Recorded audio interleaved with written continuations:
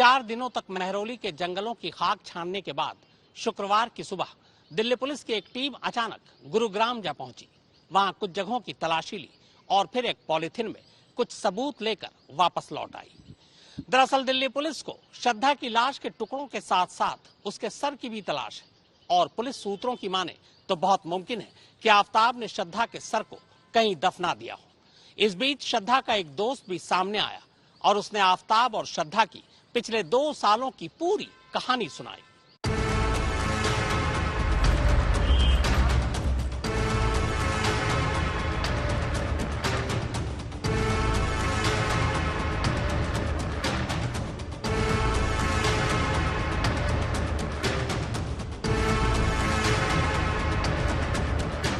पहले महरौली का जंगल,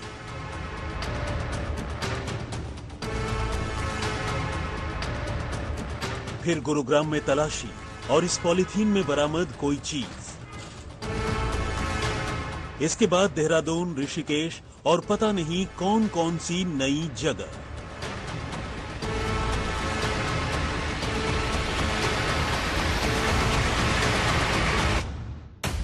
पांच दिन से आफताब दिल्ली पुलिस की गिरफ्त में है। पहले 5 दिनों तक उसने जो भी बताया उसी हिसाब से पुलिस महरौली के जंगल में भटकती रही। आफताब की निशानदेही पर कुछ बरामदगी के दावे भी किए। हालांकि उन दावों की हकीकत फॉरेंसिक जांच रिपोर्ट आने के बाद ही पता चलेगी। लेकिन जैसे ही 6ठा दिन आया, यानी आफताब की पुलिस हिरासत की मियाद दूसरी बार बढ़ी, वैसे ही पुलिस महरौली के जंगल से दूर अचानक गुरुग्राम जा पहुंची। बात अजीब थी, क्योंकि बकौल पुलिस आफताब अब तक श्रद्धा के लाश के टुकड़ों को महरौली के जंगलों में ही ठिकाने लगाने की बात कह रहा था। तो फिर पुलिस गुरुग्राम क्यों पहुंची? वहां उसे किस सबूत की तलाश थी? तो आफताब से पूछताछ करने वाली पुलिस टीम के सूत्रों के मुताबिक पहले 5 दिनों में आफताब ने 1-2 सच छोड़कर बाकी सब झूठ ही बोला था। यही वजह है कि पुलिस उस पर भरोसा कर सबूत की तलाश में इधर उधर भटक रही थी। अब पुलिस को भी पता है कि आफताब ज्यादा दिनों तक पुलिस की हिरासत में नहीं होगा, लिहाजा उससे पहले ही सबूत ढूंढना जरूरी है। तो अब पुलिस भी आफताब वाला खेल आफताब के साथ खेलने लगी। नतीजा सामने आया। गुरुवार रात आफताब ने पहली बार महरौली के जंगल से निकलकर एक और ठिकाने का पता दिया। यह ठिकाना था गुरुग्राम। दरअसल आफताब ने दिल्ली आने के बाद गुरुग्राम में ही एक नौकरी शुरू की थी। हालांकि बिना बताए दफ्तर से गायब होने पर उसे नौकरी से हटा भी दिया गया था। पर आफताब ने पुलिस को बताया कि उसने श्रद्धा से जुड़े कुछ सबूत गुरुग्राम के अपने पुराने दफ्तर के करीब भी छुपाए। इसी के बाद शुक्रवार की सुबह दिल्ली पुलिस की एक टीम गुरुग्राम पहुंची। वापसी में इस टीम के एक सदस्य के हाथ में एक काली पॉलीथीन नजर आई, जिसमें कोई बड़ी सी चीज थी। अब वो क्या थी ये तो पता नहीं, लेकिन पुलिस सूत्रों की माने तो गुरुग्राम से शायद उन्हें इस केस से जुड़ा या श्रद्धा की मौत से जुड़ा एक अहम सबूत हाथ लगा है। पहले 5 दिनों तक पुलिस को गुमराह करने के बाद आफताब ने अब ये भी बताया है कि वो मई और जून के बीच देहरादून और ऋषिकेश भी गया था।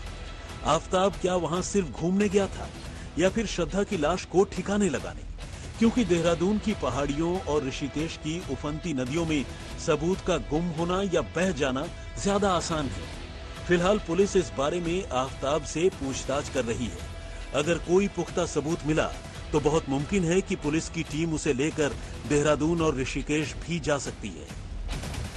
श्रद्धा मर्डर केस की जांच लगातार आगे बढ़ रही है। पुलिस की टीम महाराष्ट्र के वसई पहुंची है, तो एक टीम हिमाचल प्रदेश और दूसरी टीम उत्तराखंड पहुंची है। दरअसल आरोपी ने दावा किया है कि इन तमाम जगहों पर उसने सबूत छिपा कर रखे हैं। ऐसे में अब देखना यह होगा कि क्या वाकई पुलिस को यहां से कुछ सबूत मिल पाते हैं या फिर नहीं। अभी वो पेन मेयर होने की वजह से वो एडमिट हुए थे। इस दौरान इस पूरे मामले में पहली बार एक ऐसा गवाह सामने आया है जिसने श्रद्धा और आफताब के रिश्तों को लेकर उनके बीच की कड़वाहट तक के बारे में पूरी कहानी सुनाई है। कहानी कुछ यूं है। श्रद्धा और आफताब के रिश्तों की शुरुआत 2019 में हुई थी। इनके रिश्ते को लगभग साल भर पूरे होने वाले थे। बात नवंबर 2020 की है। एक रोज श्रद्धा बुरी तरह घायल हालत में अपने इस दोस्त गॉडविन को फोन कर मदद मांगती है। गॉडविन श्रद्धा को सीधे अस्पताल ले जाता है। श्रद्धा के गाल, नाक, गला और कमर के निचले हिस्से में चोट और खरोंचे थी, जबकि दोनों आंखें सूजी हुई। जो हालत में मेरे घर पे आई थी वो हालत एक नॉर्मल फीमेल का नहीं होना चाहिए था। जो मार्क्स थे फिजिकल असॉल्ट के थे, ठीक है, और वो एक्सीडेंट नहीं बोला जा सकता, क्योंकि आई के नीचे जो पैच था वो क्लियरली दिख रहा था कि मतलब फिजिकल असॉल्ट हुआ है, उनको मुक्का मारा गया है।